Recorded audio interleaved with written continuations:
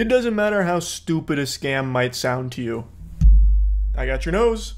Like, even that might have just sent someone into a panic. Doesn't matter how dumb it is, people fall for these kind of scams every single day. The most absurd, most unbelievable things that you ask yourself, who could possibly be that moronic to actually fall victim to it? Well, people do every single day. The reason why these scams exist is because they are successful. And today we're going to talk about one that just happened in my own backyard, Florida. More specifically, Bradenton, which is pretty close to Tampa. I could probably piss into the wind and have a golden shower hit this scammer here while he's mowing his lawn. Now, it's not just one scam either. This actually has quite a few layers. It's a deep onion of scams, and it's all the most unbelievable shit where you ask yourself, who could fall for it? And you're about to find out who. So the perpetrator here, the scammer, is a gentleman who looks like an unholy fusion dance between Larry the Cable Guy and Meatwad from Aqua Teen Hunger Force. Well, what started with a friend request turned into months of talking, and a woman in Frisco, Texas thought she'd hit the jackpot with her new friend, Elon Musk. He'd promised her a huge return for investing with him. And as Fox 13's Kimberly Quizon reports, the person behind the keyboard was not Elon Musk, but a man from Bradenton, who police say was ripping her off. This is actually the oldest trick in the book. I'm pretty sure this scam predates the birth of Jesus Christ. And it is a scam that a lot of elderly people fall victim to constantly, which is always sad, of course, and it's a scam that's existed for as long as communication has, with people lying to get money out of them, saying like, hey, give me money and I'll give you money in return. They pretend to be something that they're not with some kind of phony baloney nonsense. But with the internet, they've been able to like crank that shit up. They're going plus ultra on that scam, and it's been significantly more effective, which is very surprising to me, just how drastically the sentiment around online activity has changed in the older generation. Because when I was growing up, my parents and grandparents put the fear of God in me about like, don't post anything online that would be like an identifier, like don't post anything private online, don't trust anything or anyone that you meet online. Whereas nowadays, that notion is completely extinct. The older generation looks at you like you're weird if you don't have your fucking phone number posted on your Twitter account or something. Like, they're going hog wild, believing everything and everyone, ripping their shirt off, twirling it over their head like, yeah, Queef Wellington's revealing the truth. There is plutonium in the toilet paper. We have to go back to using leaves, raw leaves and poison ivy to clean ourselves. It's like, hey, well, let's pump the brakes a little bit. It just seems totally different, but maybe now it's just the access to information. You see more of it. Maybe this has always been happening, but man, it really does just seem like every 70-year-old is just waiting for a random Facebook friend request so they can send that stranger all of their money for no fucking reason. For a 74-year-old woman, a friend request sent and accepted on Facebook brought on a new and seemingly powerful friendship. She would communicate on a daily basis with him. She believes she was talking with Elon Musk, and he told her he had a plan for her future. A common misconception is that only old people fall for this kind of scam. Like, oh, you gotta be geriatric and senile to think that Elon Musk would contact you and say that he has a plan and that you should give him money. That's just complete fucking barnacles right there. Only, I think it was 2 years ago, maybe even less, and it still goes on today, there was that massive YouTube scam stream that got started up with a looped Elon Musk video that had a link to a Bitcoin wallet that was asking everyone watching the stream to send Bitcoin to that wallet and he would double it. And so many people fell victim to that. And you know 74-year-olds aren't using Bitcoin 2-3 years ago. So the main people that were victims to that were younger people. And that scam, the Elon Musk doubling crypto scam, still goes on to this day to wild degrees of success. You see the streams all over YouTube right now too. I guarantee you can probably find 5 of those bitches live at this moment, and there are people falling for them every single day, not just old people. So this scam of, I'm Elon Musk and I need money so that way you can make money, I'm here for you, doesn't just work on a 74-year-old woman. You give us $500,000, I can make you $55 million. She jumped at the opportunity. Without her husband's knowledge, she started investing with Elon Musk. It's kind of heartbreaking to see how trusting people are in a situation like this, where this 74-year-old woman receives a friend request from someone she believes is Elon Musk, and she thinks he's there to try and help her. He just needs a little bit of cash for that. He just needs, you know, a few tiddlywinks of doubloons. Maybe $500,000, $500,000. Those wacky little numbers on the back of the credit card. That's all Elon needs in order for her to get fucking $55 million return. And she believes it. Somehow she knows who Elon Musk is, knows that he's worth billions of dollars, wealthiest man in the world, and she thinks that, oh, this is actually Elon reaching out on a random fucking Tuesday through Facebook to a random 74-year-old woman that he's never met. Like, I bet she was so excited, she probably went and put some cookies in the oven for him, baked him a fucking pie or something to thank him. But Detective Jim Carula with the Bradenton Police Department's Elder Fraud Unit says the woman transferred $250,000 to bank accounts not belonging to Elon Musk, but to this man. Grant that to me. An imposter, according to police, 56-year-old Jeffrey Moynihan Jr. of Bradenton. This guy looks like the bad guy in every 90s Christmas film. Like, he looks like that business guy that's like, bah humbug, there is no Santa Claus. Like, he just has like this distinct look about him where it's like evolution knew he was going to be a scammer piece of shit, so it like molded his whole being into that caricature. It's shocking just how closely he imagines what I picture in my head every scammer to look like. We have an arrest warrant for your arrest. Detective Carula says the woman's husband says she gave Elon Musk, aka Moynihan, $600,000. He's continuing to track down where the other money went. What and who you see is not who's typing back at you. And I think these people, you have to realize that. Which should be a pretty obvious lesson that's becoming more and more rare for people to have learned. And I can't believe it's something you even need to learn. It should just be something you know. Anybody can make a Facebook account with a profile pic of Elon Musk. There's probably a billion of those fucking things floating around right now. You can see them all over Twitter too. But just because it reaches out to you and it has the name Elon Musk, it doesn't mean that it is. There are 1,000 things you can do to avoid getting scammed like this, yet so many people just don't do it because they are either in a desperate situation or they hear something that just sounds like this is life-changing. I need to at least try.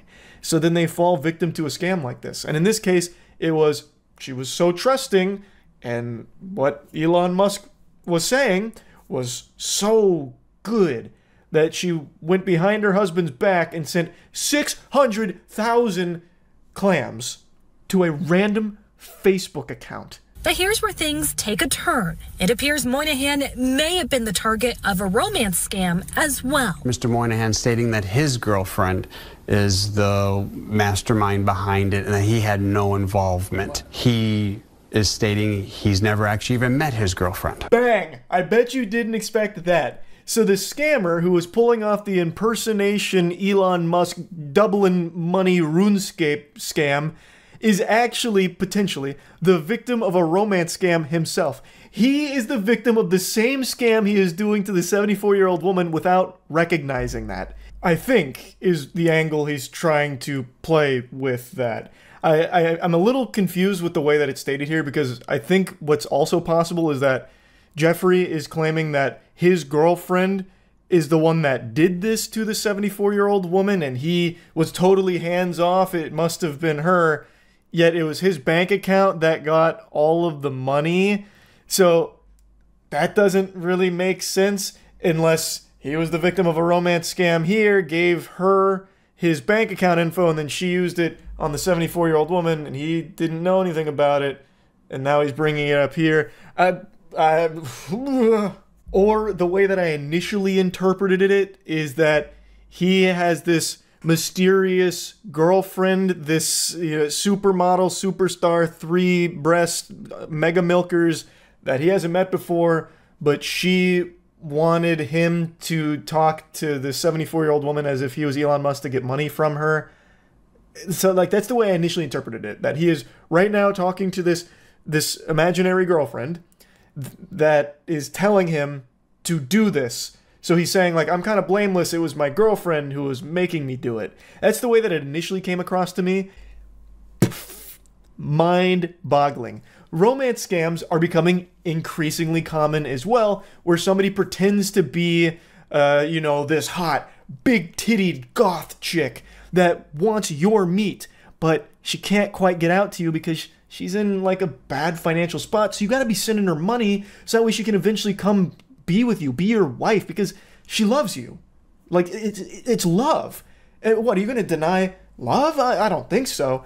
So this douchebag, this stupid asshole is like, okay, well, my girlfriend is telling me that if I don't have the money to pay her, maybe I should try getting it by pretending to be someone I'm not to get money from this lady. And he doesn't connect the dots in his rotted noodle that he is also right now being scammed.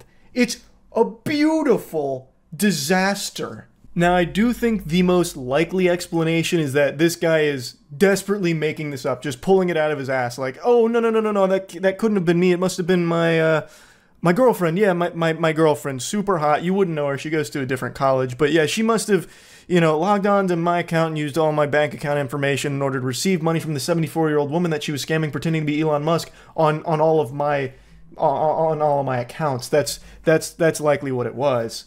So he could just be doing this to try and like lessen his sentence by saying like, oh no, it wasn't me, it was this person, and I don't know who that person is, but it's definitely not me, it's my girlfriend. Don't know her, never met her, but it's her. Like, you might as well just blame it on like fucking Sasquatch at that point. As BPD continues their investigation, neighbors of Moynihan remain in disbelief. It's shocking. It's just surprising. In Bradenton, Kimberly Quizon, Fox 13 News. I decided to leave that little scene in there where they talk to the neighbors because I always find that to just be like pretty useless most of the time, where the news will just like knock on neighbors' doors and be like, hey, what do you think about your neighbor getting arrested? 9 times out of 10 they're like, oh wow, that's crazy. And in this case, the guy's just like, shocking. Like, it's not like they're going to have a deep insight on that. Like, what's this guy going to do? But like, oh no, actually, this doesn't surprise me even a little bit. This doesn't even have me raise an eyebrow, because actually one time, Jeffrey came over knocking on my door with a voice changer, pretending to be Marilyn Monroe. So, like, I always knew he was capable of impersonating someone. It was just a matter of time before he found a sucker to give him money. Like, that's just not going to happen. Like, why even leave that part in? Like, here's what the neighbors had to say. Whoa. All right, anyway, back to you. Grand theft of what? Was that? Grand theft of what? I'm not the one that wrote the warrant. When the detective comes out here, he'll explain it for you.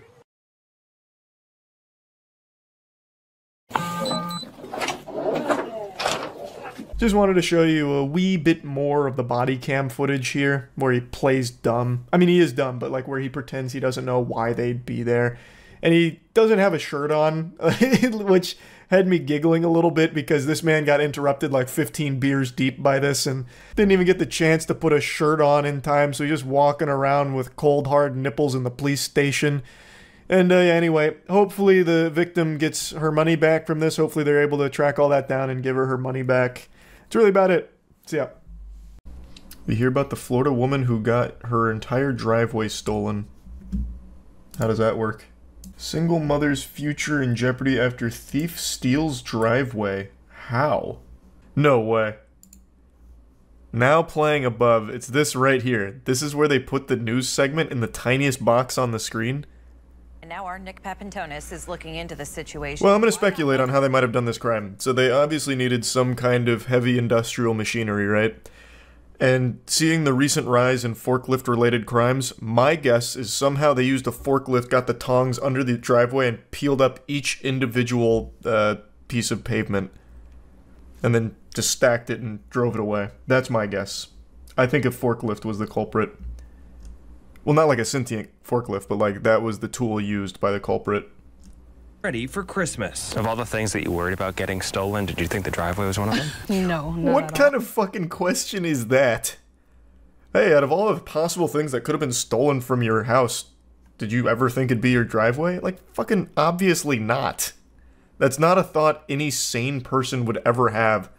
Like, you can't exactly padlock your driveway. No one's gonna ever consider that the Grinch might come through and just take the whole pavement up. Why even ask that question? It's super stupid.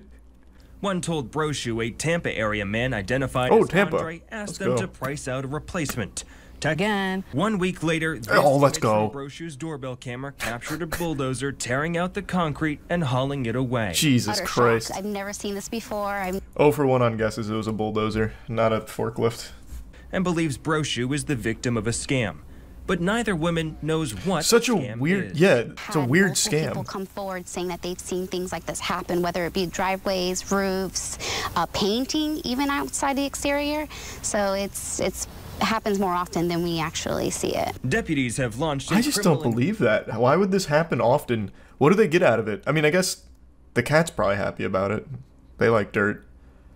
But what is the scam? So you have their driveway now. Then what?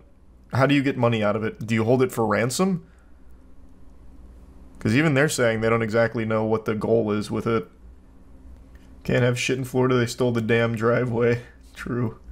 So the house value goes down. I guess, but are they making an offer on the property? Because if not, you get nothing out of it other than just fucking with them. So I guess it could just be evil for the sake of being evil. What a crazy heist. Tonight. What a bizarre story. Couldn't agree more there. What a bizarre story indeed. Stealing a whole fucking driveway for no reason. This is some shit out of Ed, Edd n Eddy. Like, actually cartoon logic. Like, stealing a driveway is actually something out of Cartoon Network. The only thing that makes sense is what the chatter said, driving the property value down to make an offer on the house. But it doesn't seem like that's what they're doing, so it really feels completely worthless, and they just stole a driveway just because they had the equipment to do so. There's a guy in Detroit who had his whole porch stolen. Recently? Detroit man says his porch was stolen. This was in 2018. Oh my god. This was in 2018. What the fuck? That is interesting. Oh, wait, it's not real. The first update here. I did it all out of laughs to entertain social media. So this one's fake, but the stealing driveway one's not. Did you see that the Pistons finally won a game? Did I see that the Pistons finally won a game? You bet your sweet bippy I did. I'm a little upset because I predicted they would beat the Celtics, and they almost did. The best meme I saw about it is the Pistons miraculously overcame a 21-point lead in order to lose in the end to the Celtics. And I predicted they would beat them. And they lost. So then I was totally resigned to just let the Pistons lose 60 straight. And then they come back today and they fucking win. It actually made me mad because I could have looked like a prophet. I actually would have looked like a legitimate, like what are they called? Soothsayer? To get that prediction right would have been big for me. But I got it wrong. They won today though. So they snapped the 28-game losing streak. I was reading some of the memes here. I didn't watch the game, I just saw that they posted this. And usually when they post final, it means the Pistons lost in another triumphant fashion. But they actually won, and I was looking at some of the memes. So, Winghouse said every time the Pistons win a game, that's 5 free wings. And that's been a big joke because the Pistons lost for 3 months now, or 2 months, whatever. So it's just been this meme about how everyone's starving, like, oh, no wings, Wingstop got the easiest advertisement ever because they don't have to give away wings because the Pistons can't win. So now I've just been going through the memes here. Sure hungry. Rev up those fryers, because I am sure hungry. It's been pretty fire, actually. All they need to do is win 50 games in a row to make the playoffs. That's what I'm predicting.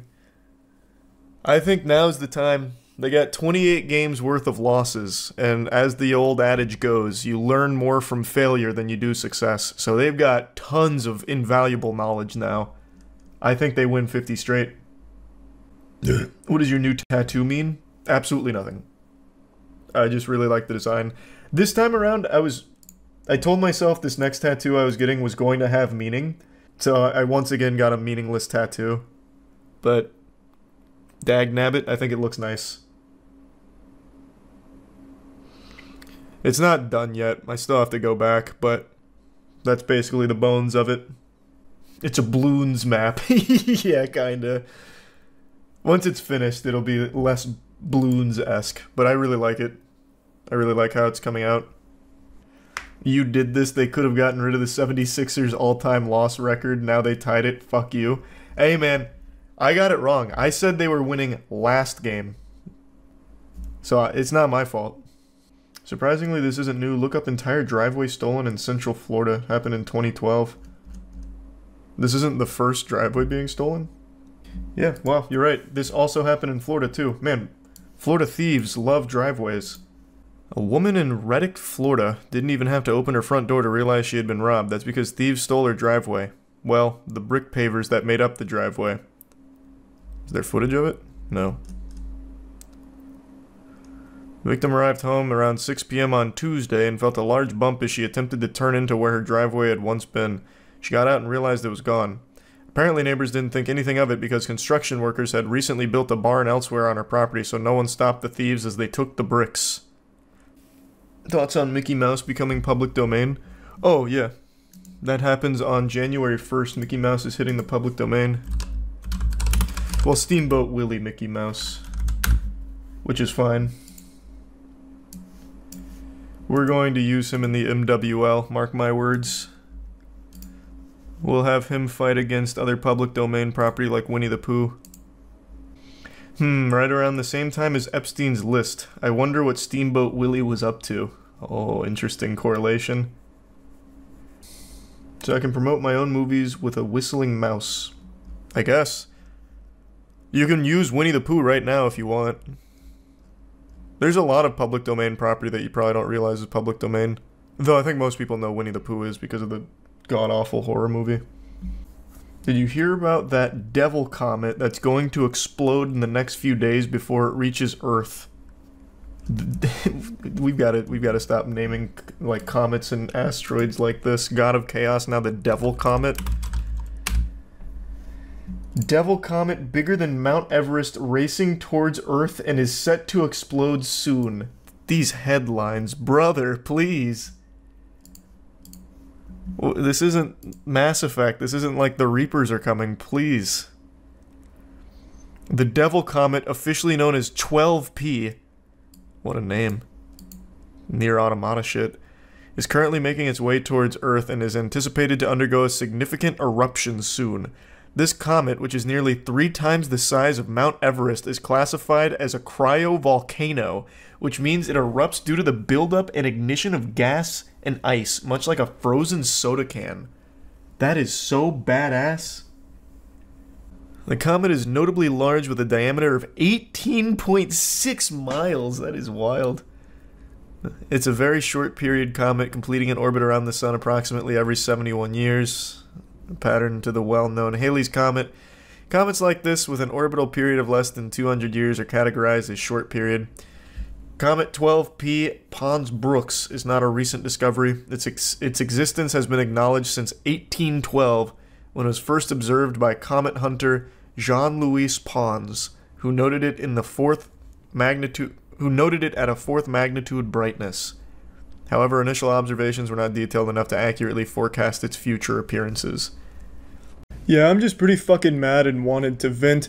Florida is America's asshole. It fucking sucks here. I have left my house 3 times in the last 4 months thinking that by doing this very simple act that an actual fucking baby could accomplish with minimal whining, that the coronavirus cases would start to slow down, kind of like they have everywhere else in the world. But Florida is full of so many brainwashed, vapid, revolting, idiotic ghouls that it's not only increasing every day, but setting new records every fucking day for the coronavirus here in Florida. We just hit a new record of 15,000 new cases a few days ago. We've been getting more than 10,000 cases a day for quite a while now. Today's actually been an extremely good day. Florida's on the turnaround right now. We're making big moves. Today we only had 9,000 new cases clocked, but we also had a record number of deaths for a single day. So you win some, you lose some. It's a give or take, and hey, we'll fucking take those. We can't stop copping dubskis down here in Florida. Bunch of fucking dumbass ghouls here. And cracked out, methed out fucking idiots in this state that read Facebook and then translate these goddamn stupid memes that someone started that's probably locked in a shit-stained basement and for some reason believe that reptilians are controlling viruses, and now they take it and transfer it to the real world and it actively hurts everyone around. It is such a fucking upsetting circumstance in this godforsaken state, if you can even call it a state.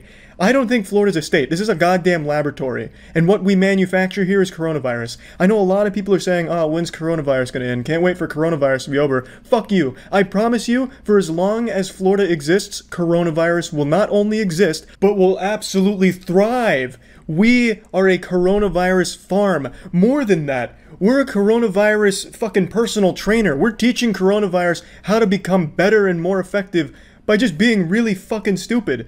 But you know, it's not all bad. To be fair, there's actually a lot of good news in Florida. We just reopened Disney World, so you know, the world of dreams, baby. The Magic Kingdom is in full effect again, baby. So come on down. There's never been a better time to visit Disney World during a pandemic.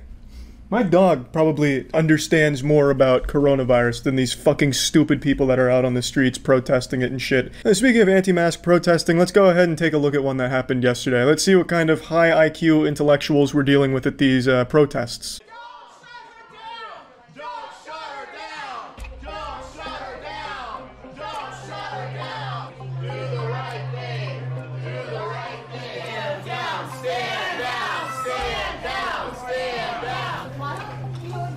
So one brave hero opened a grilled cheese restaurant and said, "We don't care about masks, you don't need them here."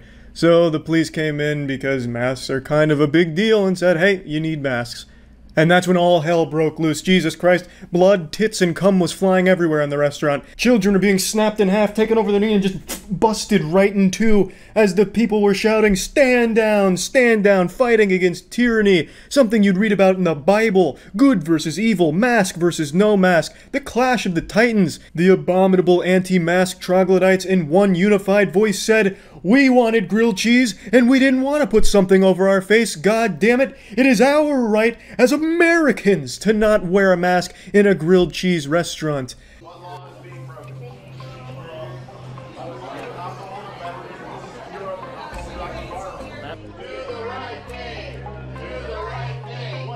It's wrong what you're doing.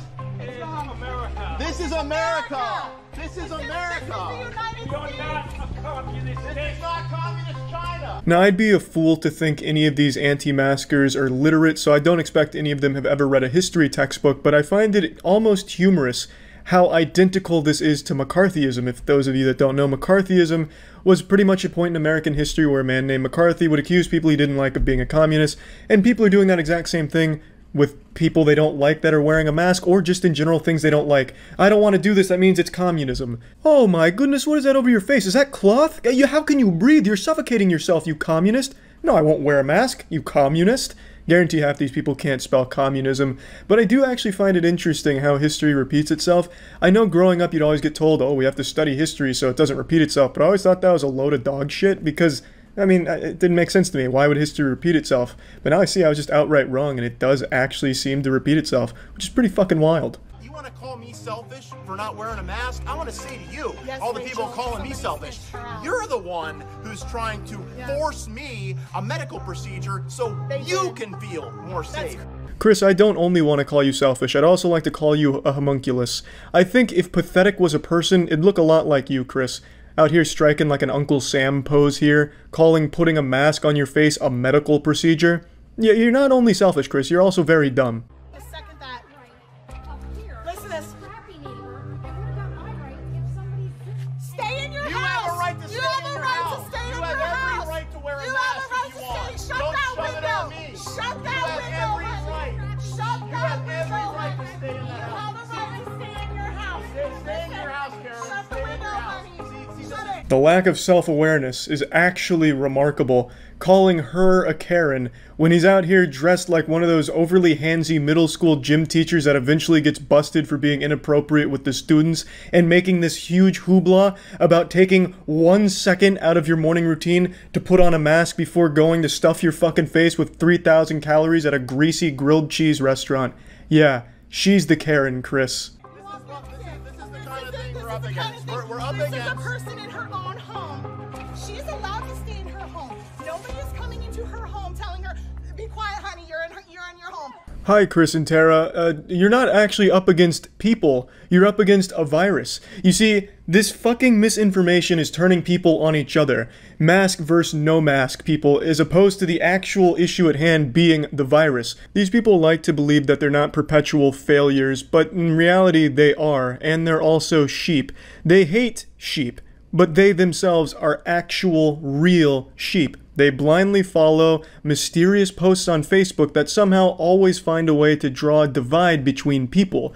I'm not one to subscribe to many conspiracy theories, but I firmly do believe that there is an outside force manipulating these really gullible idiots like this into transferring the actual issue from a virus to other people. So that way, if you have them distracted and don't give a fuck about the virus, just have them attacking other people, you can just cause a lot more chaos that way. And I really feel like that's the goal with a lot of the shit on Facebook. I really do think Facebook in and of itself is just an actual virus as well. It should be labeled a pandemic too. It is a truly festering, disease-ridden cesspool.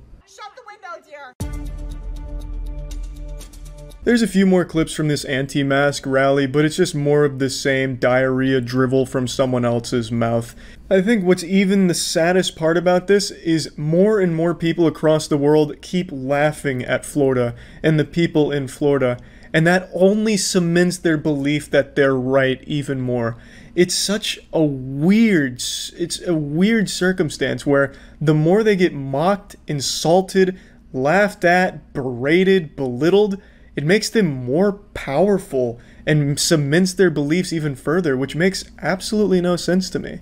Who likes to get ridiculed? Why? It's weird. It's like people in Florida have a humiliation fetish. Like maybe they're putting something in the water to turn everyone here into some kind of like humiliation craving cuck. I don't really know, but it's genuinely fucking baffling how people can be so content to just get constantly made fun of in every corner of the world. Nobody respects Florida right now, and for very good and very obvious reasons. But those reasons and that actual just laughing at and mocking is making them believe it even more. It's crazy and sad and fucking frustrating, and it's all that's been on my mind for like the last week, so I just wanted to get it all out of my system here and vent about it. That's about it. See ya. There's a lot you can say about Florida, but one criticism you'll never hear about the state is that the people are boring. Florida men never disappoint. Period. I don't care who you are or where you are in the world, you know about the beautiful creatures known as Florida men. And today I want to talk to you about a brave explorer. His name is Reza Bellucci. Now, you might know of him more recently because 2 days ago he was arrested after trying to cross the Atlantic Ocean in a hamster wheel floating ball, basically. But what you may not know is that he has attempted very similar feats numerous times in the past. In fact, he even has an entire Vice documentary made about him and his ideas. Rather, idea is the wrong word. It's a passion, a calling, nay, his destiny. To, for some reason, walk across water a long distance in a bubble. In the Vice documentary, they cover one of his attempts to go 1,000 miles from Miami to Bermuda in basically the bubble boy thing from the old Jake Gyllenhaal movie. There's even this really cool shot here where it looks like an AC-130 mission from Modern Warfare. This shit looks like some aerial phenomenon, like a UFO that would have just been declassified by the government. He always gets stopped by authorities trying to save his life from just ending up lost adrift at sea endlessly and dying of starvation and dehydration. But he just keeps coming back. In one of the attempts here, one of the people interviewed mentions that Mr. Bellucci stopped to ask another boat for directions on how to get to Bermuda. So he's not exactly a sailor or anything. He doesn't know where he's going when he gets out on the water. He just knows he needs to get out on the water, and from there, Jesus will take the hamster wheel and guide him where he needs to go, I suppose. Because he doesn't have any way of navigating it, I guess. So there's no doubt if he wasn't stopped by authorities every single time, he probably would have ended up dead by now. In fact, I would say that with 100% confidence, he would have not survived this. Because he just gets into a fucking inflatable hamster wheel and starts running, hoping that he gets to the destination he has in mind. Now, what's really interesting is he actually seems like a really wholesome, nice guy. He is a very talented runner, actually. He is very good at like running marathons. He does a lot and has done a lot for a long time in that scene. And he always runs with a purpose. Usually it's charitable. He likes to run to raise money to help the community around him and help others. And even when doing these missions, the goal is raising money for charitable causes. I still am a little unsure exactly how, considering he just starts running out into the open sea. and there's really no way of knowing exactly what's going on. And his wife in the documentary even says how scared she always is anytime he starts doing this, because she doesn't know if she's ever going to see him again, because he just gets pushed out there and she just has to throw her hands up and say, all right, I hope I see you again. And in the documentary, they even say, you know, like how dangerous it is, like what about a hurricane? And Mr. Bellucci's response was, if there's a hurricane, I'll just go wherever it takes me. So it's just, like, he seems like a really good guy who's become obsessed with the most dangerous idea ever. Just running in open water forever, basically. It's important to mention he does have GPS with him. He doesn't just go out there raw. Like, he has supplies, he has a lot of equipment that he goes out with, but it's not exactly the most effective means of navigating the sea. There are a ton of other factors at play, and having GPS is helpful, of course, but it's not going to solve every problem. Far from it, actually. And it's really sad watching the documentary because in one of his more recent trips, the Bermuda one, the authorities after 5 days did come into the equation and they ended up sinking his bubble with all of his material in it, I believe.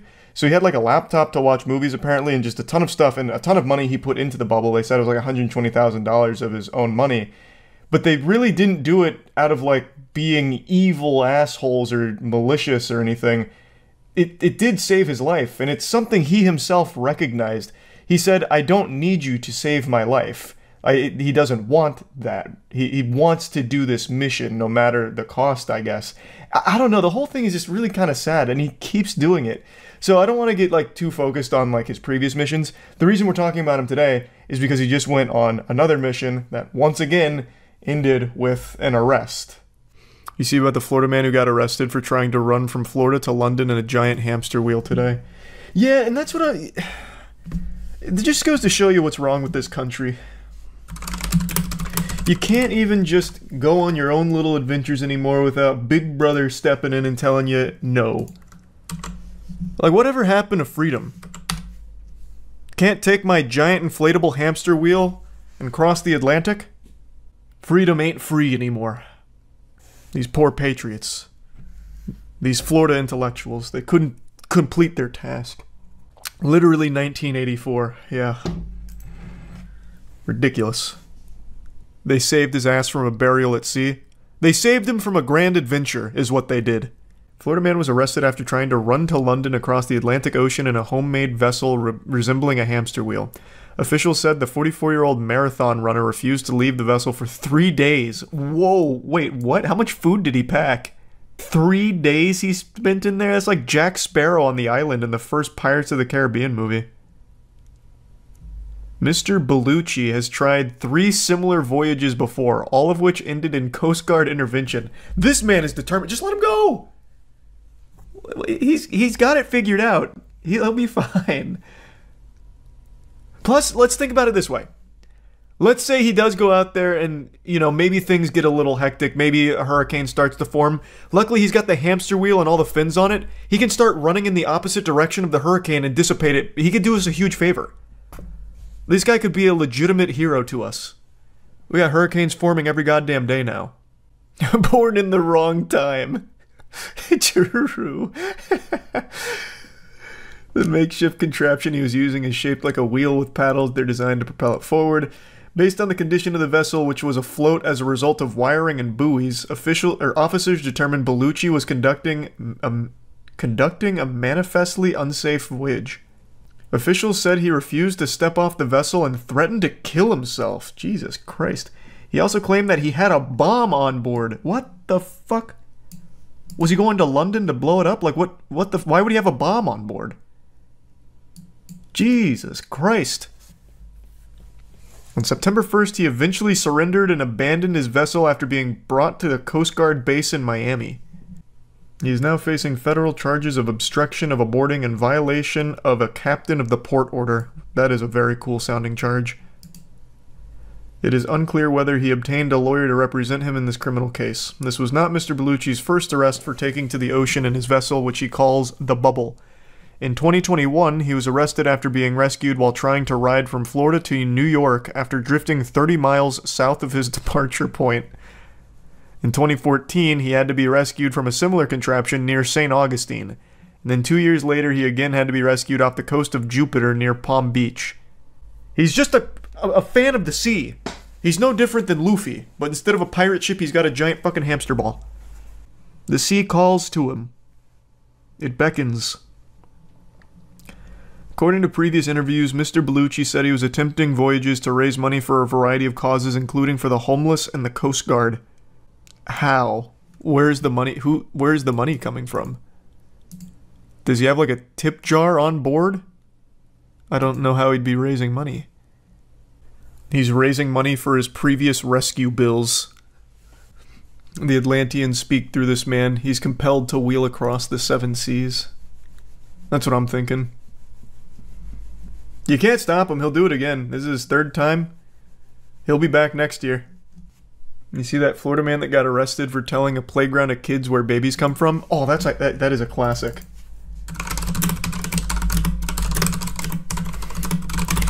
Yeah, this was a great one.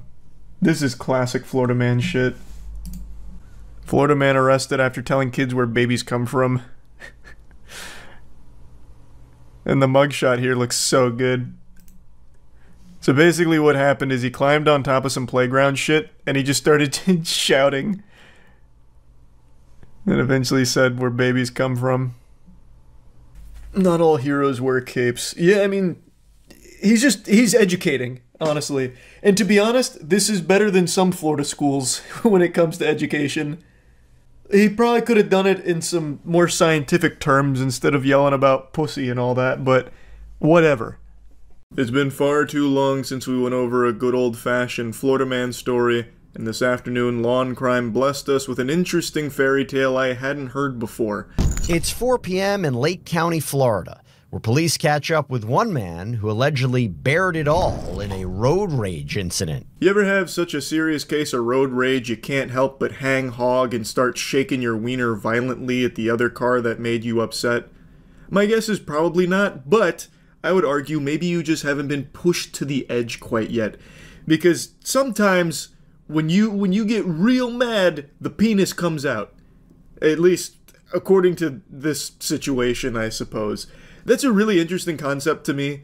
Like, just getting, like, steam coming out of your ears, and you're like, ooh, why I oughta, and then dropping trow.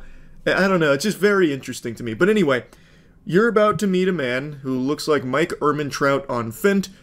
So, I'm gonna be straightforward with you. We got a complaint that your car, someone driving your car with a red tattoo on his right arm, exposed his genitals to a car in a road rage incident. That wasn't you? No. Okay. So where'd you just come back from? By chance? Kentucky Fried Chicken. Yeah, which way? Which one down there by KFC down there in Leesburg. Oh, up in Leesburg? Yeah. Okay, you didn't get into an incident with anybody? No.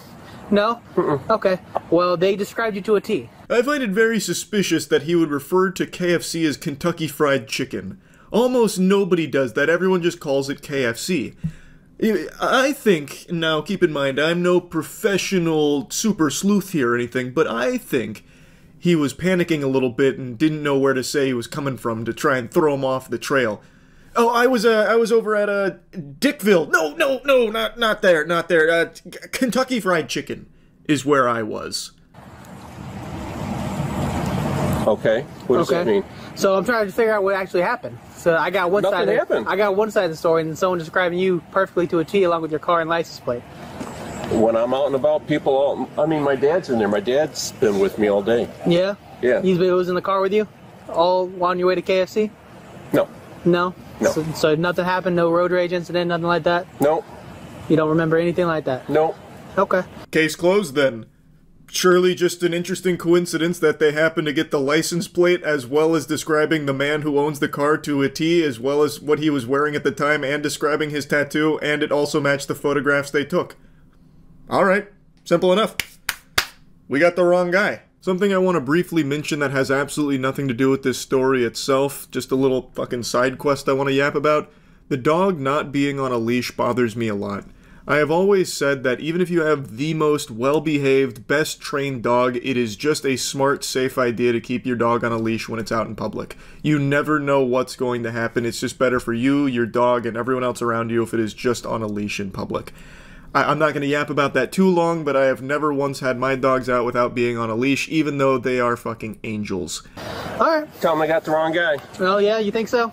Well, they described you wearing exactly what you're wearing, bald, no beard, and a red tattoo on his forearm. Okay. Police identify the man seen here as 56-year-old James Box. Mr. Box. A fitting name, I suppose. Very interesting. I love how he's just wearing the exact same shit from the road rage incident as well, like a little cartoon character, which I guess I shouldn't be surprised by because the road rage incident happened moments ago, not like weeks or months in the past. It's not like this has been some kind of grueling case that they've been, you know, chipping away at for a long time, like they're trying to locate the Zodiac killer, you know, deep in the forensics lab trying to find the cranky cock culprit or anything. So, like, I guess it makes sense he'd be in the same clothes, but I just can't help but find it very silly that they'd show up and he's just wearing the same shit, looking exactly the same, like he was fucking frozen in stasis. Like, maybe he should have put some more effort into, like, a disguise, maybe, to throw him off the trail.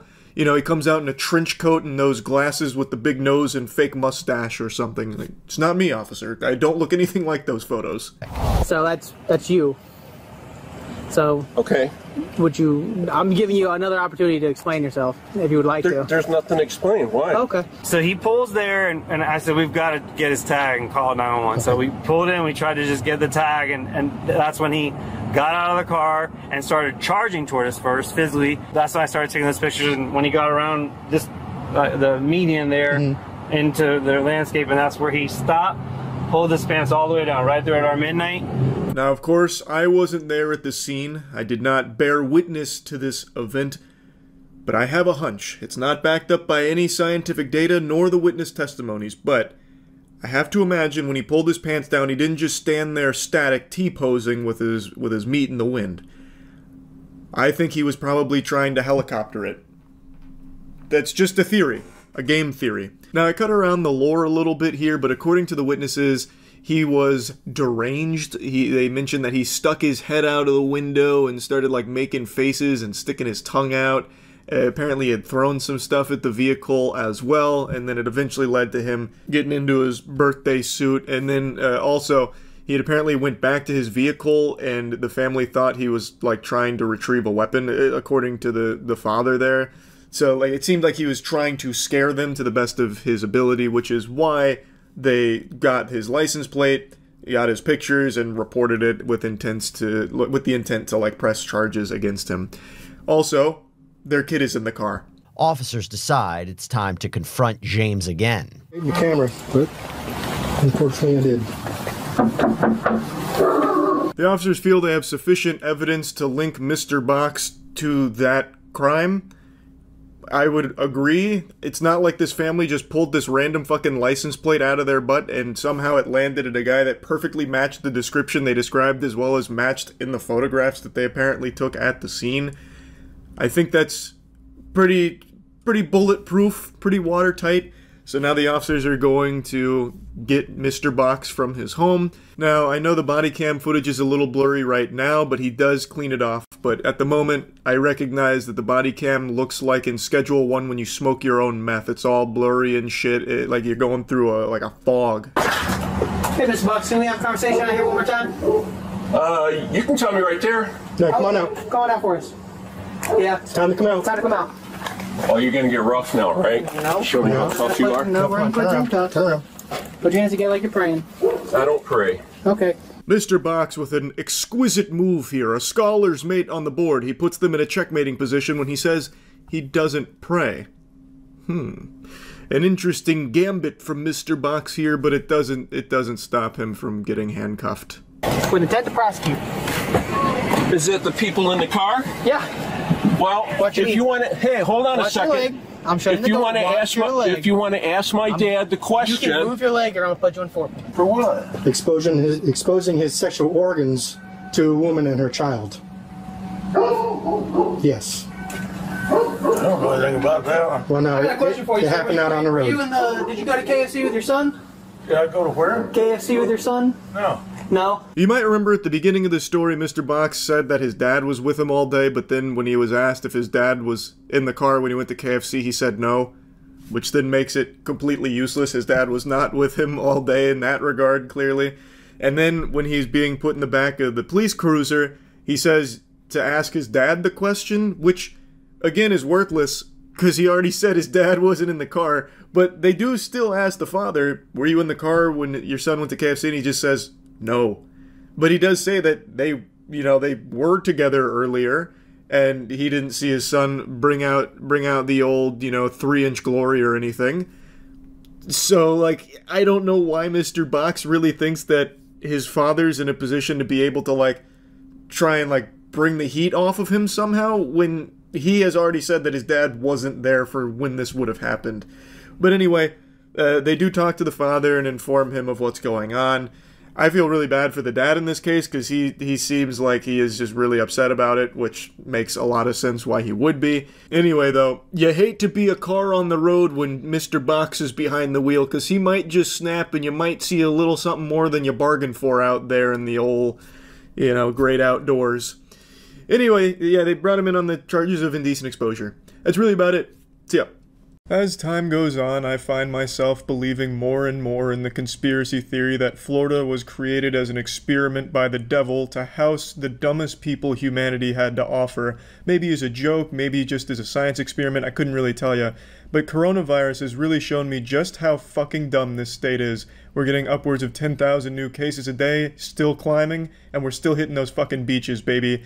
The people that make up the population of Florida don't even feel like sentient human beings anymore. They feel like the product of a mad science experiment where somebody fucking Frankensteined the brain of a gopher into the body of a sunburnt drug addict. And much like the gopher, they're afraid of their own shadow, if that shadow was common sense. But luckily there's one superhero among us, one Florida man in particular that's become so powerful that he was able to scare away death itself this weekend. And it was quite a scare. Lawyer Daniel Ohlfelder dressed as the Grim Reaper in an attempt to alert Floridians of the dangers of reopening the economy too soon. He believes opening the state's beaches right now is a mistake and will endanger lives as the community continues to battle COVID-19.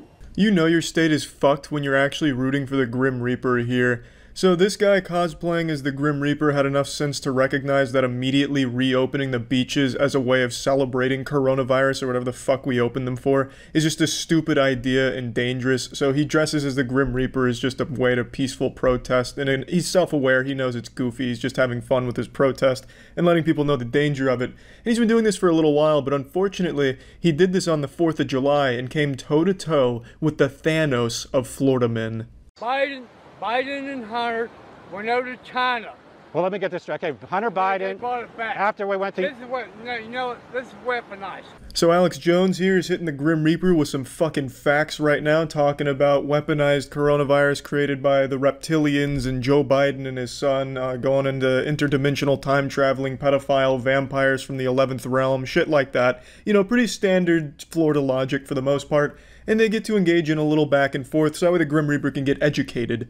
So Hunter Biden and Joe Biden went to China, and did they create the virus, or did they? No, they didn't create it. What did they do? They brought it back here. Oh, so they put it in like a tube and brought it back, or? No, not in a tube. Okay, how did they do it? They got it themselves and then injected it in somebody? No. I can literally smell the Miller Lite on this guy. He loves his Miller Lite so much that his body shape is starting to transform itself to resemble Miller Lite. If this guy gave blood, the recipient would feel their IQ drop by 50 points and they'd develop a crippling addiction to conspiracy theories. Okay, so Hunter Biden, and then Joe... This is the Democratic Party trying to overthrow Donald Trump. Okay, where did you learn that? Just by being alive. I'm 63 years old. Okay, I do a safe distance. Okay, well, you can't argue with that. I mean, the science checks out. He learned it because he's alive. So, I mean, that's enough for me. I don't even need to take that with a grain of salt. I mean, he's 63 years old. You heard him. At 63 years old, he understands everything. So, that at least gives me some solace knowing he at least knows what the fuck he's talking about. Yeah, social distance. Hey, no, I'm just doing 6 feet. No, I'm not scared of you, but... There's no way in hell I want to fly on you. Okay? No way you're going to what? There's no way in hell I want to fly on you. Oh, no, I'm just trying to keep safe distance. So, all right, well, cool. That's a new one. Yeah, I've heard... So let's leave this I actually don't really know what he said. There's no way I want to fly on you. I don't know if that's his attempt at flirting or not that he learned on AOL. I'm not positive, but it made the conversation a little weird where even the Grim Reaper felt uncomfortable and then he just kind of brushed it off, and then they settled the score right there. Or at least that's what you think, but this guy is relentless. He says, you know what, I can smell the fear in the Grim Reaper, and he fucking pounces on it. He chases him down. Please, this guy. I would ask that you please stay 6 feet from me. Stay away from this Ray Baton motherfucker. I'd ask. Stay away from him. Stay away from him. Again, a little confused on what he's saying right here. Stay away from this Rayman motherfucker. I don't know if he's talking about like the Rayman Nintendo 64 games or what. It just doesn't make a whole lot of sense, but it is getting serious because now he's brought out his finger and he's pointing at him right now. He's got that old Karen, where's your manager finger, waving his finger around like a magic wand. So you know things have now been escalated. This is a race baiter. This is a fucking race At this point, you just stay away, okay? Or I'm gonna call the police. I will call the police. Go ahead. I'd like to get... Go ahead, down. Go ahead, down. You're publicly intoxicated, that's clear. This man is so unbelievably powerful that he's able to scare the Grim Reaper enough to threaten the police. That is impressive. And then you also have the beach's security guard here. I'm not quite sure, but he's dressed like he means business. This looks like a secret agent on his day off here. And he's trying to get in the middle of it and stop it, but even he's no match for the all-powerful old drunk Willie. Public intoxication is a crime. It's a felony, so... You're publicly intoxicated and you're... Stay away from this Ray Baton motherfucker. Right here. Stay away from him. Stay away from him. I can really appreciate that he actually has both of his fingers pointing just in case he needed a dual-wield pointer fingers at this man right here. He's got both fingers locked and loaded, and I can appreciate that. He's only using one right now, but he has the looming threat of his other finger, which is pointed at the ground right now, showing a little bit of mercy. But if things pop off, I have no doubt he's going to be real quick to draw on that pointer finger and have both of them pointing at the Grim Reaper, and then what? Then what are you going to do? There's no counterplay, there's no defense against that. Stay away! You ain't shit! This is all I could find from this interaction between these two, and as you could see, the Grim Reaper was thoroughly overwhelmed by the power of the Florida man, a being so unbelievably powerful that not even death itself could stop him in his rampage. I think this is probably the most Florida clip that has ever existed. I didn't need to tell you this is from Florida. You would immediately guess that this happened in Florida. This is just something that's so specific to Florida. Like, this is basically its entire legacy. Like, this is basically what you think of when you think of Florida. And how wonderful is that? That's about it. So yeah. I've lived in Florida my whole life. I've seen things that you'd only read about in fairy tales. I could tell you stories that you would swear were false. I knew a guy in college who used to ask to lick people's shoes on the streets, the bottom of their shoes on the street, for his own sexual gratification, I imagine. I don't know if it was sexual, it's my theory, but he used to love licking shoes, and he became known as the Ybor shoe licker. Ybor being the area that he resides in. Point is, I'm getting lost in the lore of the Florida comic book superheroes. The point is, these eyes have laid upon things that could traumatize even the most grizzled of Navy SEALs. And yet still I'm surprised by some of the things that happen in Florida. Today I watched a news story that I can't make heads or tails of. I don't know who's in the right and who's in the wrong here, you know, so I just wanted to share it with all of you because it's starting to convince me that Florida is not even a real place. It's just like a giant sketch comedy section, like a quarantine zone of bad sketches gone wrong. Well, I went to jail. They come arrested me last Thursday. They were here. I lose them the animals, but I was not expecting them to lose them to my neighbor. That was like my friend. So those are the main characters here, and I'll give you a quick backstory. So, they're neighbors, and one of them killed the other's rooster. Now, the guy's claiming it was done in self-defense because the rooster was extremely aggressive, and he's facing potentially up to like 5 years in jail for animal cruelty. He already spent like 30 hours in jail for this. The other guy's claiming he did it just maliciously to kill the rooster. And we're about to get a lot of exposition here, so get ready. I didn't know to give it a 21-gun salute. CPR, mouth to mouth, you know, or call the chicken ambulance. Big Roo was Jason Day Felice's pet rooster. That is, until James Nix hit it with a stick. Now, like a game of Clue, we have the murder weapon and the location of the murder. But we don't know the circumstances as to why. We know James is responsible for the execution of Big Roo, but we don't know the motive. We also know James sounds like Larry the Cable Guy, but that might not be good evidence for us. We get James's side of the story here, and the way he tells this war story makes it sound like Big Roo was the raid boss of this trailer park. He makes it sound like, you know, Big Roo was coming around the block to shake James down for his lunch money, and James panicked and in self-defense hit it with a stick, which unfortunately killed the rooster. He didn't mean to kill it, he just wanted to get it away from him, but it unfortunately led to the demise of Big Roo. He then says that he didn't do CPR or mouth-to-mouth or call the chicken ambulance, saying that he didn't know what to do, kind of panicking about it, which I don't think is going to help James's case here since he just left the body in a ditch. He could have absolutely called the chicken ambulance. I mean, we all know that hotline number, you know, like the Ghostbusters, who are you going to call? Chicken ambulance. But he didn't do even that, so he hit it with a stick and then left it. Which is sad, and I do know from personal experience, roosters can be some real aggressive sons of bitches, that's for fucking sure. I remember being a little kid and like a school field trip took us to a petting zoo. Bro, those roosters will come at you with a head of steam sometime, looking to take your fucking heart out. So, I have no doubt that there probably was an element of self-defense here, but I don't blame the rooster or anything, I blame the owner. He was being kept as a pet, and the owner clearly does nothing to, like, monitor it or keep it on a leash. Though I don't know if you're, like, supposed to keep roosters on a leash and walk them or something, that I'm not familiar with. But, like, at least keep them from, like, just wandering in neighbors' yards and you know, being let loose. The owner just didn't do anything to protect his pet and just let it wander the entire neighborhood, which gets brought up here in a minute. So I'm defending myself. You know, I was feared for my safety, and the chicken, you know, died. Nick says the rooster attacked people. I have not heard that, because I know the neighbor here, I know him. Like, we're friends. He never said anything to me about it. I did tell him, after the chicken hit my dad, I said, hey man, the chicken attacked my dad. Oh, it's just a chicken, what's he gonna do? You know, okay, well, look. Now James pulls out the receipts here. He's got the photos to prove it. Man was using that Dell laptop to print these bad boys out specifically for the interview, showing that the chicken does have a history of attacking.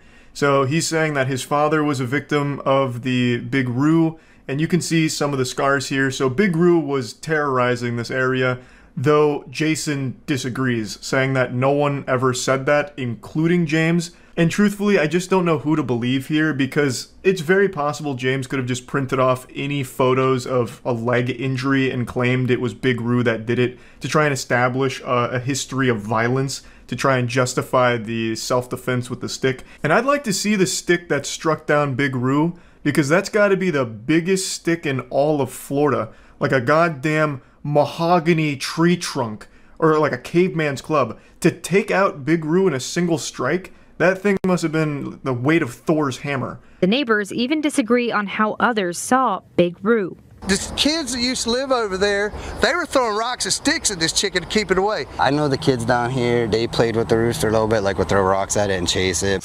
Jason, that's not playing with the rooster. That's being afraid of it and trying to get it the fuck away from them. Who plays by throwing rocks at each other? Hey, Bill, come on over here. Let's play this fun game of being stoned to death. It's great. Like, again, it's hard to know who's in the right and who's in the wrong here, but I am leaning more on the side of James did this as an accident in self-defense. Jason's attitude is pretty douchey, and he does not understand what playing is. Oh yeah, that James is a real jerk. He's a no-good liar. Everyone in the neighborhood loved Big Roo. The kids would throw rocks at him, run away screaming and crying. It was so much fun, and I know they're going to be really upset to learn the news here. Also, I think Jason does bear a big fault because he's the pet owner, and he did nothing to, you know, monitor the pet, just leaving it completely open to roam the area, clearly. Even he's not defending that. He's talking about how, like, the neighborhood kids would throw rocks, so clearly there's a history of Jason just letting the rooster wander around completely unsupervised, which is very irresponsible. One day when Nick says the rooster followed him and attacked him. His neck flares up, and he's doing his thing, and he's trying to jump up at me. He was trying to get the animal away. This makes total sense to me because if there was a big rooster coming at me and it started busting out the Squidward dance, I'd probably panic too and try and flee, or, flight or fight response would kick in. It'd be a real mess. Again, the way James tells this story just seems a lot more genuine than the way Jason tells it, but it's just so hard to know for sure. But I also think it would have made a lot of sense if James truly did this in self-defense, to go to Jason and be like, look man, we all loved Big Roo, and unfortunately something tragic just happened, and then explained it to him. I feel like it wouldn't have got this far, but it seems like he just left the rooster's corpse outside, just like rotting outside. So, which means that Jason now doesn't trust James' story because James made no attempt to communicate what actually happened to Jason, I guess. This is just, there's so many fucking plot lines going on here. I feel like I'm trying to dissect Evangelion. It's just so many moving parts. And I try to hit it, but the chicken's jumping up at me and I accidentally knocked it in the head. Call it a lucky shot, whatever. But when Dave Felice came home, all he saw was his rooster dead in a ditch. You see what I mean? Leaving the body out there was just a bad move from James because it immediately makes Jason question what the fuck happened and why. It makes it seem like James just killed his rooster in cold blood and left it outside like a trophy or a warning to other roosters, like Vlad the Impaler, putting the goddamn Big Roo on a pike. It's just there could have been a much more efficient way of handling this, just more communication, like, Jason, you stupid imbecile. You again left Big Roo unsupervised and it tried to attack me, and I accidentally hit it in the head, and unfortunately it went right to Valhalla. They could have talked it out. They both shoulder a lot of blame here, but I really do think Jason's intentions were self-defense. Roosters, again, from what I understand, can be very aggressive. Jason openly states, yes, this rooster just wandered around this entire area. Neighborhood kids threw rocks. The other neighbors over here, knew the rooster. So clearly there's just a lot of problems in general with what happened here. And it's a sad story, but one that I find so fascinating. I said I'm calling JSO. I called JSO. JSO didn't do nothing. And then a couple days later, I realized I could call animal control. And in late June, James Nix went to jail for animal cruelty.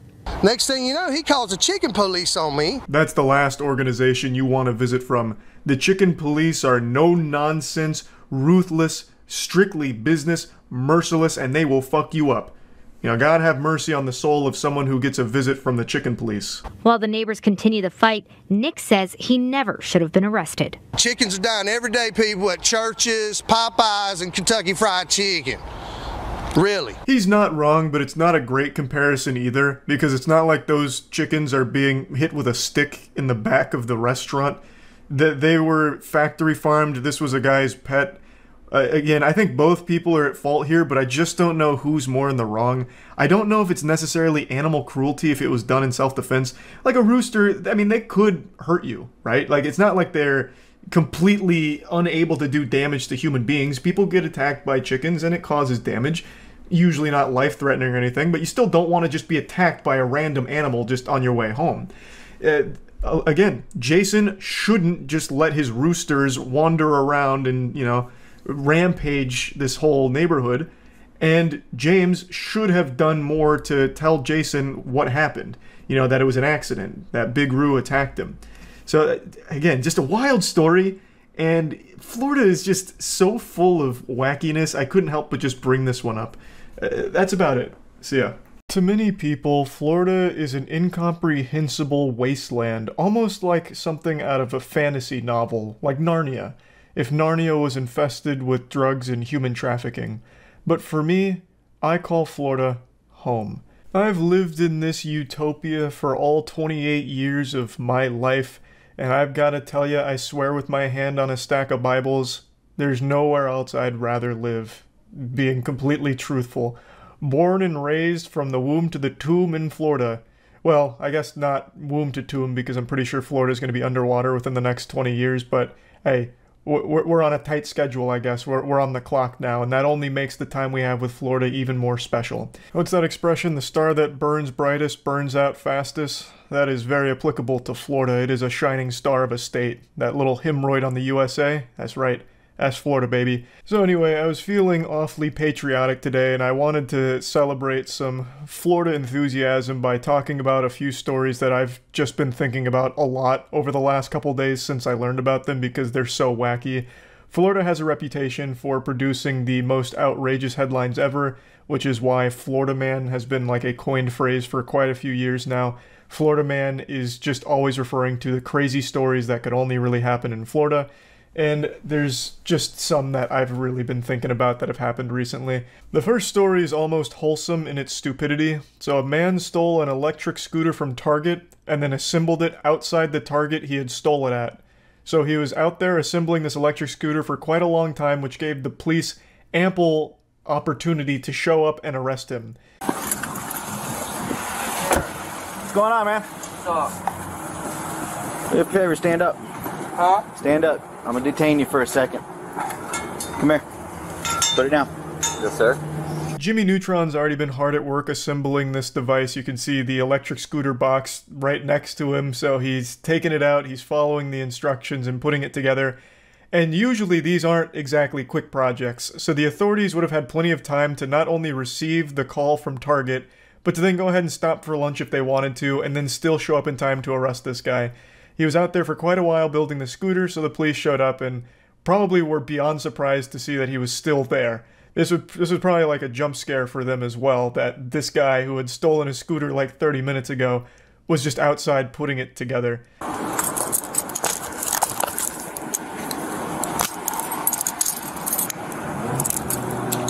You know why I'm detaining you? No, sir. No? Okay. Once I get these on you, I'll explain it to you. We'll get it all figured out, alright? Alright.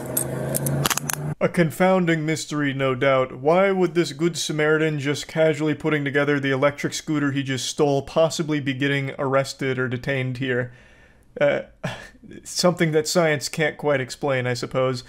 I just really like this whole idea here. He steals the scooter and he's like, alright, great. Oh man, I can't ride this. It's in the box. Well, guess I'm gonna have to put this shit together like it's some fucking Legos. And he just does it outside the Target he stole it at. He could have taken that anywhere else. Literally anywhere else. He could have taken it to like a nearby park or even just on a sidewalk somewhere and started putting it together, but instead he puts it together at the danger zone, the hot spot where he had just committed a crime.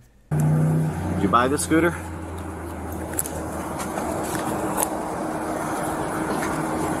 You don't want to answer that question? Caught him with his hand in the cookie jar with that question. He asks if he bought the scooter, to which he receives no reply. So then the reality starts to sink in for this guy. I'll go ahead and break down the story here, though it's not super interesting, very generic. Target employees saw him grab the Razor electric scooter, so then they just called the police on him, who then showed up and arrested him because he was outside fucking building the thing. What I really love so much about this one is the fact that this is actual, like, Skyrim NPC behavior. So this guy committed a crime. He takes the scooter, he steals it. And then the second he leaves the store, he must have forgot how he acquired that scooter and thought it was totally okay to just go ahead and start putting it together there. That item he just stole. The next story I want to share with you all is actually a really interesting crime plot. This one's got a lot of layers to it. This one's like almost a huge scheme. It's a $1 million plus milk theft.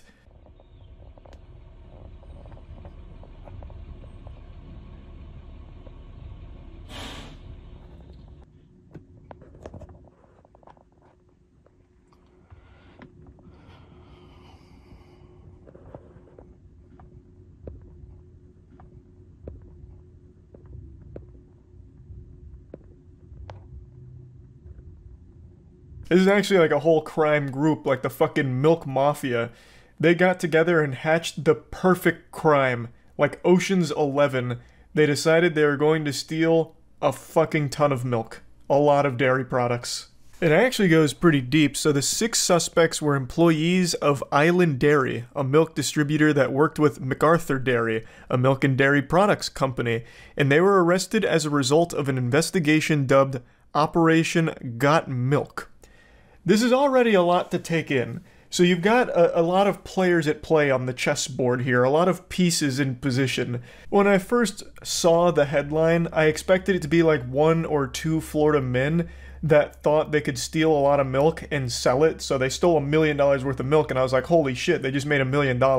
It took me a minute to register in my fucking smooth little brain here that who in the world, who on God's green earth is going to be buying $1 million worth of milk? That's not exactly a product that you could turn around and immediately get your money out of. You'd be squatting on a massive, massive fucking inventory of dairy for years before you even remotely started to be able to sell some of it.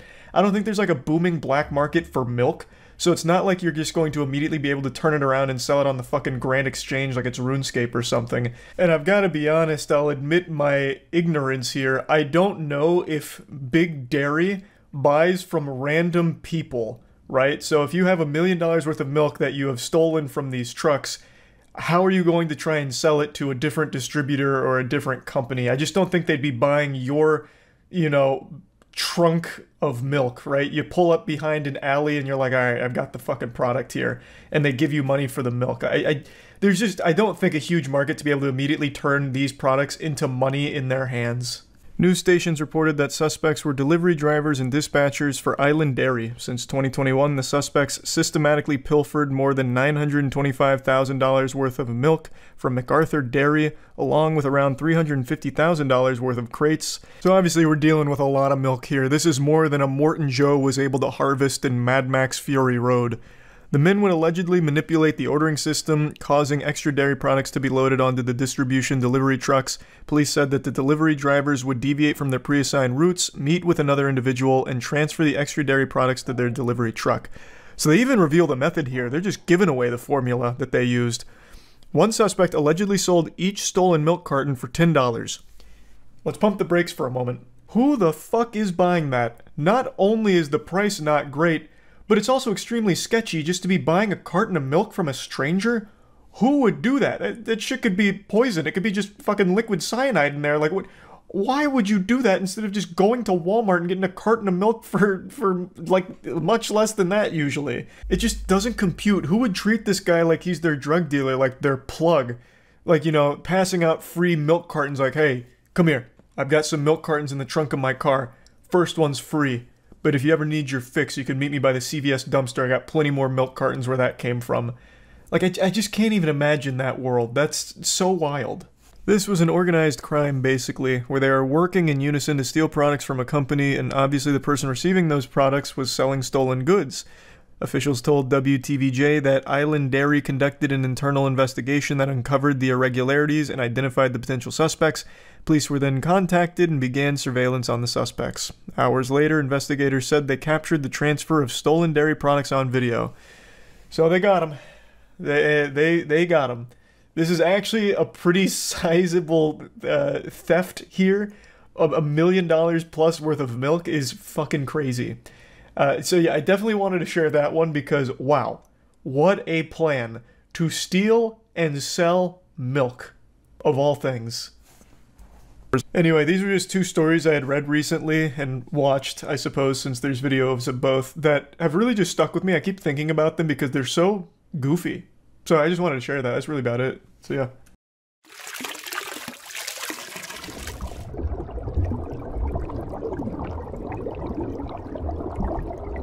I've lived in Florida my whole life. Don't feel bad, save your tears and sympathy for someone else, because I don't fucking need them. Living in this wasteland has made me a stronger man. It's taught me discipline, taught me to say no to bath salts, taught me to run away from old men at the beach. Invaluable life lessons that you can't learn anywhere else. And over the last decade or so, people have really been making fun of Florida, if you can even believe that. Mainly for their crazy headlines like, Florida man sticks bottle rockets up his asshole at the zoo, hops the fence at the alligator exhibit, charges alligators with bottle rockets flying out of his colon, spectators traumatized.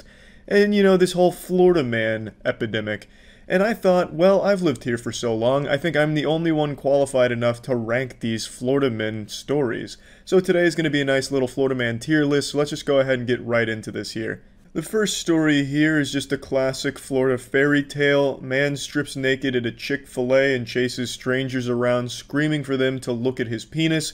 When officers arrive at the scene, he demands the officers look at his penis and his ass. Hitting the officers with the wombo combo. In the body cam footage, you can hear him say, "Look at my ass, how do you feel?"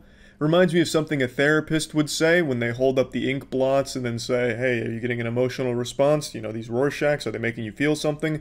So perhaps it wouldn't be too big of a leap to say that maybe this man was just trying to look out for the mental health of everyone at the Chick-fil-A by proudly parading his cock balls and ass around. Now, overall, this story isn't special. This is happening at every Chick-fil-A on a weekly basis in Florida. I can't even remember the last time I dined at a Chick-fil-A without a floppy penis in front of my face. I just thought it'd be good to ease us on into this with a common occurrence story like this. So I'm going to go ahead and put this at a D tier rating here just because it is very bland. It's like the vanilla ice cream of Florida man stories. Now this next story is one I'm sure we're all familiar with by now, and it revolves around bath salts. The story that put bath salts on the map. In 2012 in Miami, a homeless man was eating the face off of another homeless man due to being under the influence of bath salts. Everyone speculated this could be the first outbreak of a zombie apocalypse or something. The doomsday where zombies befall all of us and eat all of our fucking faces off. This was massive. This was like the new boogeyman. You know, parents would tell their kids, eat those vegetables or a bath salt addict is going to bust through the window and eat your face off. It was terrifying, but I think it's very important that we put this on the tier list to highlight the dangers of bath salts as well as just remember how close we were to some type of Resident Evil future with bath salts and cannibalism. So this is going at a B ranking, and it really was absolutely horrible, but this story was so massive that it's impossible to ignore when talking about Florida.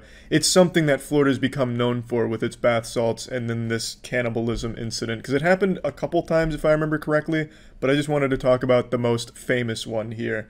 And since we're already talking about zombies and eating faces off, let's talk about State of Survival. If you want to be prepared for the zombie apocalypse, you can try State of Survival. The most fun way of preparing for apocalypse is through State of Survival, the zombie-themed survival strategy mobile game that immerses you in a post-apocalyptic world where you need to learn how to survive.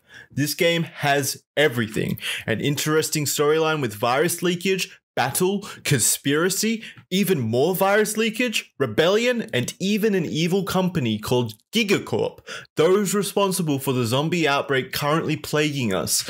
In order to defeat Gigacorp, you must develop your settlements and push back the infernal undead. Enlist the help of your closest and most trusted friends by creating alliances to compete in both action-packed PvE and PvP battles with stunning graphics and tower defense gameplay.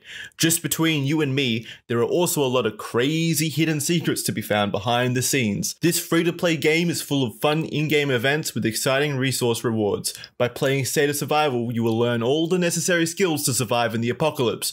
Do you have what it takes to fight against an overwhelming amount of zombies? Find out now. If you download State of Survival now using our link, you will also enter an Amazon gift code giveaway automatically. Use code Penguinz0 to claim an in-game starter pack, and State of Survival will choose 15 random people to win $50 Amazon gift cards. So if you're interested, you can download State of Survival now using the link below, and you can use our creator code to just get a nice little in-game starter pack to help you build up your settlements, speed ups, and plenty of resources, as well as a rare hero named Rusty. So if you're interested, feel free.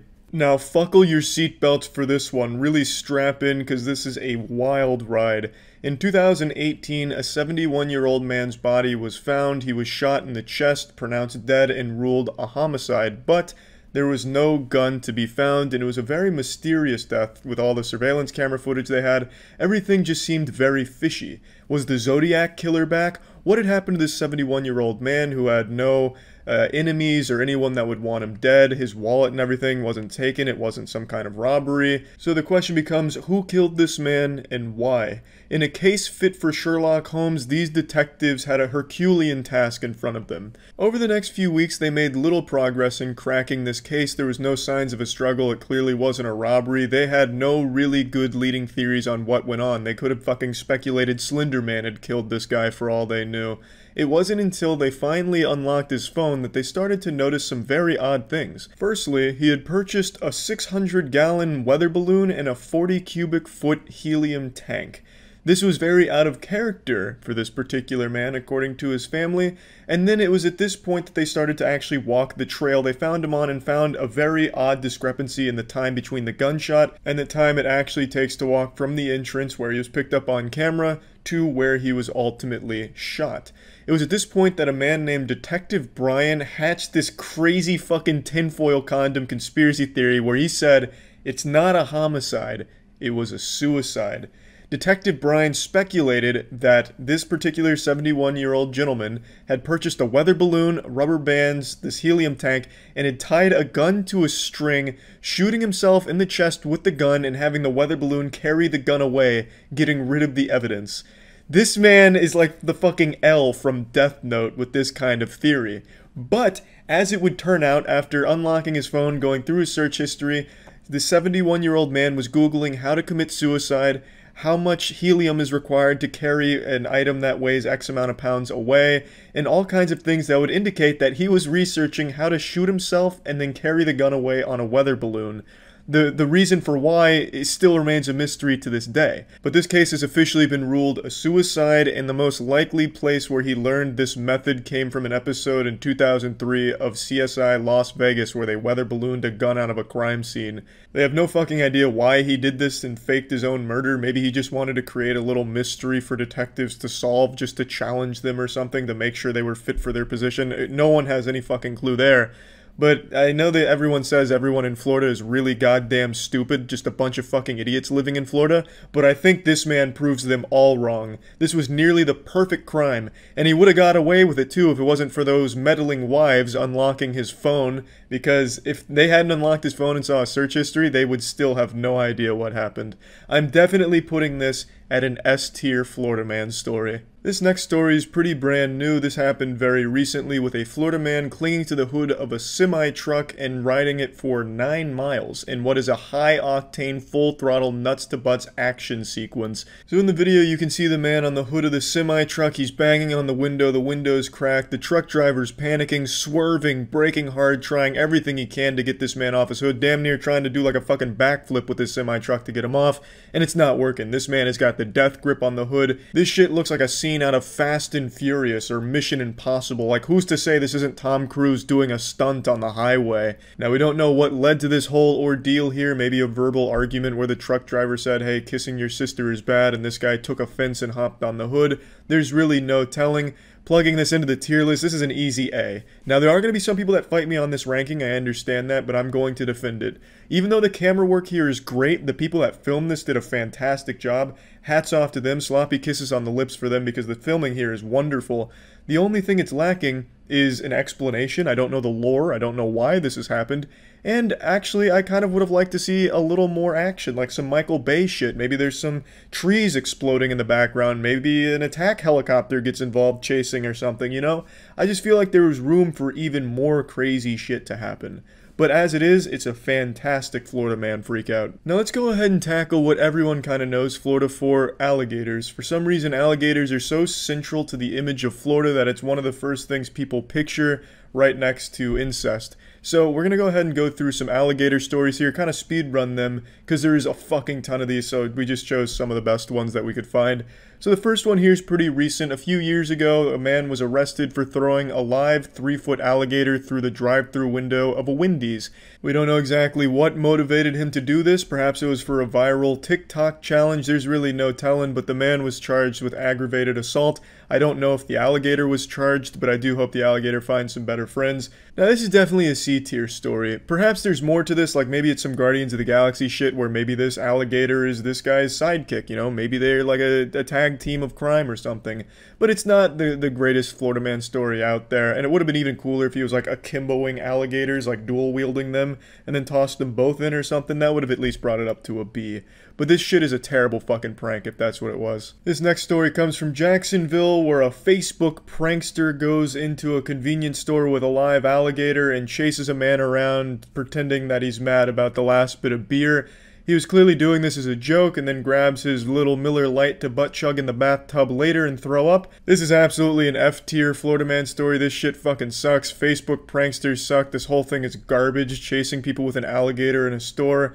It's some cruel garbage. Absolute fucking trash. Now this next one's actually a heartwarming story. Most Florida men just kick and beat up alligators or rape them. Just some fucking terrible shit that these Florida inbreds do to alligators. But this guy is actually very sweet. He treats them like little family pets by reading them stories and singing to them, and recently he's been doing it during the pandemic to keep them calm and relaxed. He was worried the alligators were stressing, so he began reading some like Dr. Seuss books to them and singing some songs like Wonderwall and shit in their exhibit, and it's actually just adorable. This is a heartwarming tale involving Florida men and alligators, so this one's definitely going up there at a nice, cool, B-tier Florida man story. Now this next story sounds like something out of Leonardo DiCaprio's Catch Me If You Can. So a man in Daytona was being charged with threats against Chevrolet. He was demanding $50,000 in a 2019 Chevy Malibu, which looks like dog shit, by the way. No offense to Malibu drivers out there, but if you're gonna risk your fucking life for the sake of a car, you might as well choose a good car, like a Cybertruck or 2 school buses stacked on top of each other, something fucking badass like a Mad Max mobile. But anyway, he wanted the Malibu, he wanted $50,000, and he was threatening to release customers' social security numbers that he had found. And in response, obviously Chevrolet filed charges against this man, and this guy hatched the genius idea of impersonating the prosecutors and having the charges dropped against himself. So his plan was pretty simple. He used the Florida bar numbers and the names of a couple prosecutors and filed a no information filing against himself, meaning there were no charges against him. Unfortunately, this man, being the fucking Neanderthal that he is, filed the wrong papers, and that triggered a lot of alarms, and they were able to deduce that this was not the actual prosecutors, this was the man in question pretending to be them, which in and of itself carries multiple other felonies. So by impersonating these people, he got himself an additional 3 or 4 felonies, I think it was, and could face multiple decades in prison for it, and he is currently being held without bail. This right here is an A-tier Florida man scheme. This is absolutely fantastic. The only reason it's not an S-tier scheme is because I would have liked a little bit more ingenuity when it comes to impersonating. I mentioned Catch Me If You Can earlier. I think it was a lot more creative what he was able to do.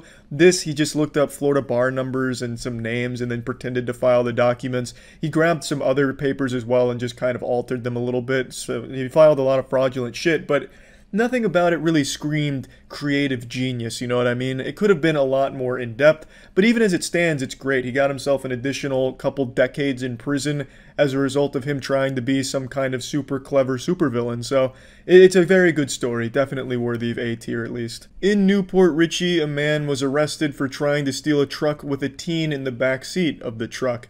So of the 5 people that live in Newport Richey, unfortunately one of them turned out to be a criminal. And the story doesn't stop there. After this man was arrested, he was released from jail 3 days later and was again arrested in the parking lot for trying to steal a car that had an off-duty officer inside of it. He left the prison and he walked over to a car with an officer inside of it, yanked on the handle and tried to steal it, and was again arrested. So this was kind of a self-fulfilling prophecy here. He kind of took care of himself. I think he just enjoyed being in jail and was trying to speedrun going back. So this right here, I'm giving this a C-tier ranking, and I look forward to revisiting this story in a year or so when he's arrested again for trying to steal an ice cream truck or something. These are all the Florida man stories that we wanted to cover this time around. Obviously there's hundreds of thousands to choose from, but these were the ones that we remembered and definitely thought were worth ranking on a tier list, at least to start. So yeah, that's about it. So yeah.